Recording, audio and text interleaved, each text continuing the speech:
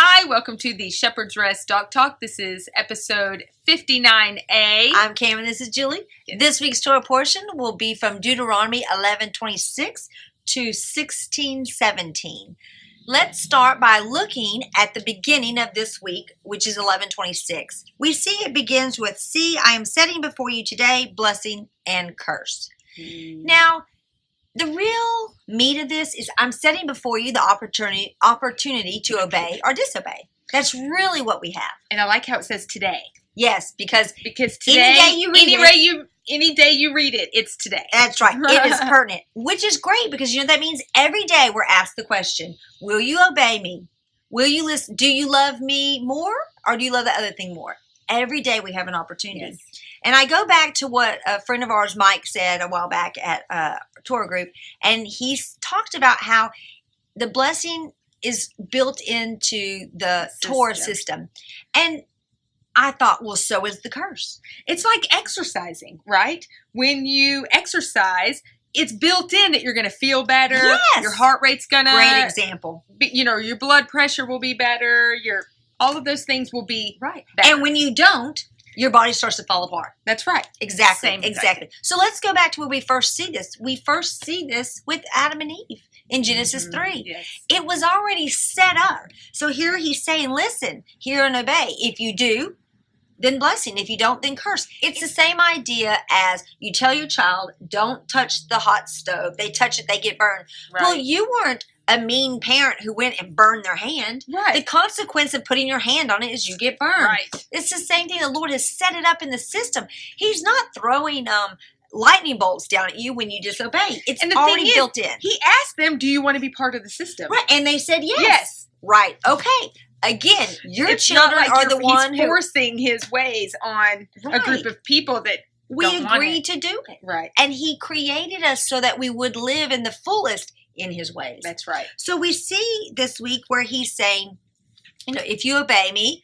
blessing. If you disobey, curses. Well, it's like Yeshua saying, I came so they can have life and have it more abundantly. When we walk in his ways, the way he set it up to do, right. He came to show us how to do it. Right. And we have the Spirit. And because he did it, we get the Spirit, and now we get the blessings. Absolutely. So then we look a little bit further down, and we have the two mountains, Gerizim and Ebal. Well, if you look at the meanings of them, Gerizim means to be cut off or a cutting, which I think is great because Ebal means bald, bare, and stony. Now think about the heart. We saw that last week in chapter 10, that he says, circumcise your heart. Right. Right? And then we see all through. So the cutting. Right. We see other places, don't let your heart get hard. Right? Mm-hmm. He removes the heart of stone and he gives you a flesh heart. Right. All of this so you can cut it. Yes, exactly. So he can circumcise the heart. We can say yes to the one who's going to circumcise. All this is pointing to these two mountains. Where's your heart? Does your heart lie with willing to be cut, circumcised, or is your heart hard and stony? Which mountain are you going to stand with? We see this with Abraham too, because it talks about the spot where these two mountains are.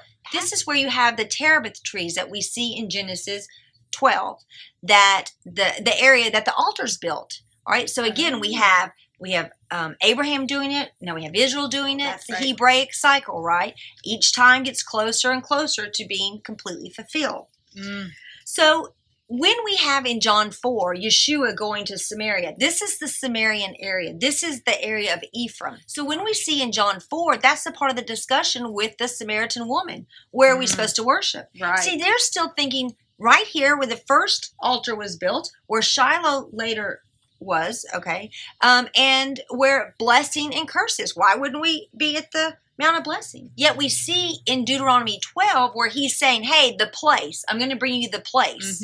Meaning the Temple Mount, the Temple Mount, right. Eventually. Yes, he's going to lead them. And every place that they set up an altar, all right, there was a national altar so that they would all be unified. It moved around until that was set in Jerusalem. Now remember, that wasn't set until David. Yeah. That area chosen. But here's what's so cool. You actually first see it with Abram. When Abram goes, right, After being a Melchizedek? warrior, yes, to Melchizedek. After he's a warrior, he's won. Now he goes, and this is the hint of after that, he goes basically to Jerusalem, Salem, and has communes. Okay. Well, then we see with David. With the king and priest. Right. Yes, with the king and priest. Then we see David as the king. All right. Being presented with the area. He's like, this is the area, we're going to build it, but he can't do it yet. He'd be a little too much like Messiah, right? Right. So Solomon, because there's that peaceful time, just like we saw in Genesis 14. Now, we don't have the fullness of it, right, until Messiah comes back. What's he going to do? He's going to be a warrior. Right. And then it's the same cycle. But listen, at the end of the millennium, we have it again. He's going to fight again. Everything goes down, and then eternity comes in. It's very important that we understand that recognizing the place that the Lord sets is setting up a pattern. Okay, a pattern that Messiah is going to also fulfill, a pattern that's going to help us know who Messiah is. The sages say that the way we know who Messiah is the one who comes, conquers, and then establishes the temple. All right. Well, hello, that's exactly what Messiah is going to do. That's also one reason why you'll have a lot of the Jewish faith who say Messiah is not the Messiah. Yeshua is not Messiah because he didn't build the temple. But there's a confusion of this time gap. All right. But he started the spiritual temple. Yes. And he actually, here's the thing, he did start the spiritual temple. He is, we know, according to Colossians 2:9, he is the tabernacle. He tabernacled among us. Everything's in him. Then we see in Philippians 2:9 that the name of God is put upon him. Well, that's what we see about the place here. He wants, go worship where I said to, because that's where I'm going to place my name. So we do have not only the physical, but Yeshua with the spiritual. He did fulfill that. He's going to fulfill it in the physical again, but he did fulfill it. And we can't overlook that fact that his name is, the Lord's name is put on him because he is also a place of worship. It's so funny because in this week's How to Shop portion, he talks about that, how he placed that Yahweh placed his name on him. Yes. And that through that name, the disciples can ask whatever they want. Right. And it's that authority. It's the authority, right. And that's what we have got to see was where his name is where that authority goes. Yes. Because it means in his way. Now, when we understand that with his name on it means in his way, we recognize that in 12:4, well, above that, 12:2 and 3, the Lord's like, when you go into the land, into my land, you're going to destroy all the worship places, all the idols, get them out. Because again, we don't want to be vomited out. We want to be able to stay there, right? But what we see in 4:4 is he says, but don't do this to the places I tell you. The people with the pagan gods, false gods, they just set it up wherever they wanted to. But the Lord is like, I'm going to tell you where you can. Now understand, when there was no national altar, people did set up their own altars. They did have private altars. But we see a little bit further down in Deuteronomy 12 where Moshe says, don't do everything you do at the national altar, okay? At your own house. You can't do that. There are certain things you can do and certain things you can't. There are limits. Let's look at what happens today in Israel. Okay. If you walk around Israel and you see a mosque, what do you know is probably there? Something very important. Yes. Something very important that had the name of the living God on it. Yes. You see, what's happened is because Israel has allowed the enemy in, all right, they are doing exactly what the Lord said, don't do to my places, only do to theirs. And when we refuse to, in the land, when we refuse to sanctify it, set it apart for the Lord, then the enemy comes in and just takes it over. It's like the wheat and tares idea. It is the wheat and tares idea. And the tares are wreaking havoc right now on the wheat. But the Lord's going to come in and rectify all that. But I just find it so interesting that we can see these examples today. So let's jump into chapter 13. This is a heavier Deuteronomy 13. Yes. This is a heavier it is heavy topic. And I'm going to preface it with a bigger understanding so we can really see what's going on. It does deal with prophets. We often say false prophets, but the truth is he says prophets and dreamers, which means he doesn't call them false prophets. They just choose to use their gift wrong. Just like Balaam. And what happened with Balaam? Balaam caused Israel to sin from within. Yes. among them. And that's what we see in 13. He's warning them that from among you, not outsiders, but from within your midst, this is going to come. I would like to present an idea that I feel really was a epiphany that the Lord showed me on a much bigger scale. And that is that what happened was there was a yes to a wedding, and that was Exodus 19 and 20. And then Moses leaves to go prepare. He's preparing the house. How? By getting the blueprints, right, to the tabernacle. While he's gone, his wife cheats. Yes. So basically, she lost her virginity to a false god. Well, in the physical, we know that that's a blood covenant. And when one loses virginity to that person, there's an imprint on them. No matter who they marry later or what they do later, there was always a draw to that type of person. Even though we've been forgiven, there's a draw. Now, that makes sense. You see that all the time. Yes, right. You know. Now, doesn't it make sense that the Lord does what? He literally has a plague and has everyone killed who was adulterous. Remember, they drank the water and their thighs swole. Okay, then they knew who to kill. So the adulterous one who would had the most propensity to that false god, to that other husband, other lover, was killed. And from there on, we see the Lord going, please be careful. Guard, do these things right. Do not allow yourself to go build images to others, false gods. Don't get in that snare. Why? Because it's going to draw you back. Here's the pattern. Yeshua came, right? He left for what? To build the house, to get everything ready. And what have we done as the bride, or as his body, I should say? We've cheated. Right. We've whored with all these others. That's why he's going to have to actually come back and cleanse us. But we have a part of that job also, all right, for those who are in the bride versus the body. That goes along with my Torah portion. Yay! It's not planned. It's all the Holy Spirit. So what we see here is now the idea of you have a first husband, the one, and then you cheated. But you didn't consummate it with the first husband. All right. So let's go to 13.